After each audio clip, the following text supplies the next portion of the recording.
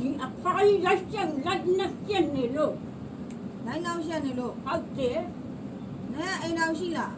အကနမှုနဲ့လက်မှာခါကျန်းချောင်းဝင်စီကျန်းနေတော့ကျန်းရောက်ပြီဆိုမထွက်တဲ့ဆိုင်ရဝိုင်းထားဖယားဦးတောင်းချိန်ချပေးရောက်ပြီဆိုရင်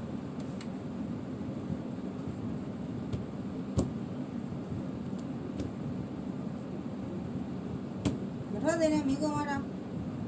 ဘုမလာတာယောက်ျားလေးလားမိန်းကလေးလား မိကလေး ဘာဖြစ်လို့တနေ့ဝင်နေသမီးလှုပ်ထားရလဲ ဒီအဖိုးလိုက်ချက်လိုက်နဲ့ကျက်နေလို့ လိုက်နောက်ရှက်နေလို့ ဟုတ်တယ် နဲအိမ်တော်ရှိလား အိမ်အောင်ရှိရှိ အိမ်တော်မရှိဘူးခလေးရှိလား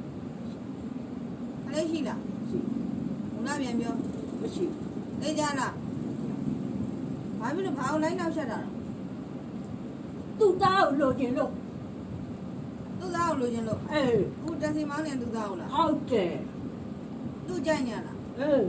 အဲ့ဒါကိုတနေ့ဝင်နေသမီးကရှုပ်လို့ အေး မကြိုက်လို့ အေးမဆန်ပေးပြီ